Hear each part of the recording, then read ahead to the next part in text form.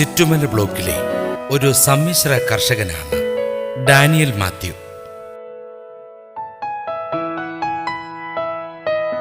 തന്റെ നൂതന കാഴ്ചപ്പാടുകളിലൂടെയും സാങ്കേതിക വിദ്യകളിലൂടെയും മാതൃകയാവുകയാണ് ലീഡ് കർഷകനായ ചിറ്റുമല ബ്ലോക്കിലെ ഡാനിയൽ മാത്യു.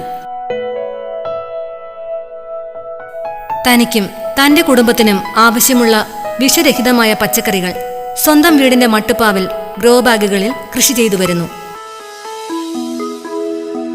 സഹധർമ്മിണിയുടെ കുടുംബത്തിന്റെ പ്രോത്സാഹനവും മക്കളുടെ താല്പര്യവും കൂടി ചേർന്നപ്പോൾ കൃഷിഭവന്റെയും ലീഡ്സ് പദ്ധതിയുടെയും പിന്തുണയോടുകൂടി ഡ്രിപ്പ് സിസ്റ്റം അഥവാ തിരിനന എന്ന നൂതന മാർഗം ഉപയോഗിച്ചായി കൃഷി.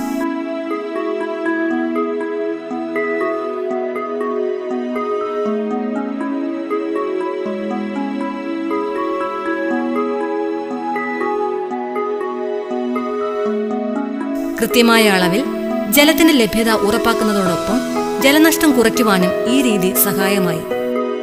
മുളക്, പയർ, പാവൽ എന്നിങ്ങനെ ഒട്ടുമിക്ക പച്ചക്കറികളും കൃഷി ചെയ്തു വരുന്നു.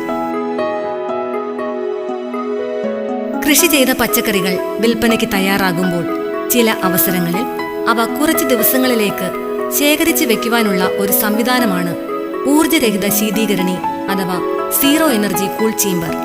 വെജിറ്റബിൾ ഡെവലപ്മെന്റ് പ്രോജക്റ്റിൽ നിന്നും അനുവദിച്ചു കിട്ടിയ ഒരു കൂൾ ചേംബർ നമുക്കിവിടെ കാണുവാൻ സാധിക്കും.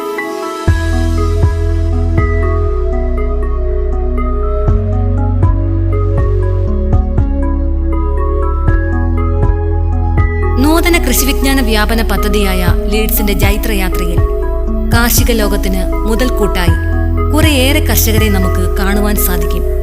സ്വപ്രയത്നവും ബുദ്ധിയും ഉപയോഗിച്ച് കൃഷിച്ചെലവും ജോലിഭാരവും കുറയ്ക്കുന്നതിനായി ഇവർ കണ്ടെത്തിയ കാർഷിക യന്ത്രങ്ങൾ പുറലോകം അറിയാതെ പോകുന്ന അത്തരം ചില കർഷകരിലൂടെയാണ് ഇനി നമ്മളുടെ യാത്ര. ഇത് മുകളിൽ കണ്ടോ? ഇത് ഒത്തിരി അടിയിൽ പൊക്കി കാണിക്കാം. അടിയിൽ കണ്ടോ?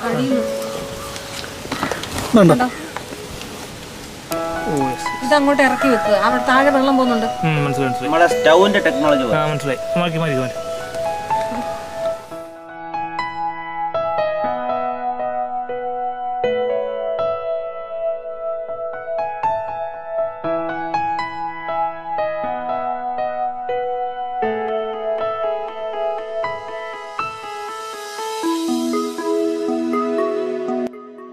ആക്രിക്കടയിൽ നിന്ന് എനിക്ക് കിട്ടിയ സാധനം ഇത്. മുളക്, മല്ലി, മഞ്ഞളൊക്കെ പൊടിക്കുന്നതാണെന്ന് പറഞ്ഞ് റിപ്പയർ വന്ന് അവർ കളഞ്ഞതാണ്.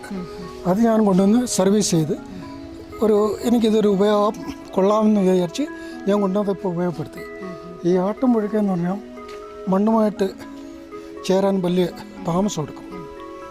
ഇത് പൊടിച്ചിട്ട് ഞാൻ ആ നിമിഷം മണ്ണായിട്ട് വെള്ളം ഒഴിച്ചു കൊടുത്താൽ മണ്ണിൽ ചേർന്ന് അതിനുള്ള ഫലം നമുക്ക് അറിയാനും പറ്റുന്നു. ഇത് തന്നെ ചാണകപ്പൊടി, ആട്ടും കാട്ടവും, കോഴി, അല്ല വേറെ ഒന്നുമില്ല. അതെ, അത് ചാക്കിനകത്ത് ഇരിപ്പുണ്ട്. അത് ഇത് പൊടിച്ചതാണ്. ഇപ്പോൾ കൃഷിക്ക് എല്ലാം ചെയ്ത് കഴിഞ്ഞുകൊണ്ട് ബാക്കിയുള്ളതാണ്. ഇനിയും നമുക്ക് സമയം കിട്ടുന്ന സമയത്ത് ഇതുപോലെ കുറേശ്ശെ പൊട്ടിച്ചു വെക്കും. ഇതിനകത്ത് ഈ ഉണക്ക പൊടിക്കകത്ത് നമുക്ക് ജീവാണുവളം കൂടെ ഒക്കെ ഇട്ട് മിക്സ് ചെയ്ത് വേണമെങ്കിൽ നമുക്ക് പ്രയോഗിക്കാമല്ലോ. അപ്പം ഇപ്പോൾ ബയോഗ്യാസ് ഉണ്ട്, ഇപ്പോൾ പ്രവർത്തിക്കുന്നുണ്ട്. അപ്പോൾ അതും എല്ലാം കൂടെ ഇതിനകത്തോട് ചേർത്ത് എല്ലാം മിക്സ് ചെയ്യുന്നുണ്ട്, എല്ലാം ചെയ്യുന്നുണ്ട്. വളരെ നല്ലൊരു മാർഗ്ഗം. ഇത് എവിടെ സ്വന്തമായിട്ട് കണ്ടുപിടിച്ച ഒരു സ്വന്തമായിട്ടല്ല, ഇങ്ങനെ നമ്മൾ ഓരോ വഴിക്ക് പോകുമ്പോൾ ഇപ്പോൾ നമ്മൾ ഓരോ നമ്മുടെ ഇത് ഒരു ആക്രിക്കട കിടക്കുക, ഇതെന്താ കുഴപ്പം അപ്പോൾ എടുത്ത് നോക്കി. ഇപ്പോൾ ഇതിനെപ്പറ്റി നമുക്കൊരു ഗ്രാഹി വന്ന് ഇതെടുത്ത് കൊണ്ട് റിപ്പയർ ചെയ്ത് നോക്കാം.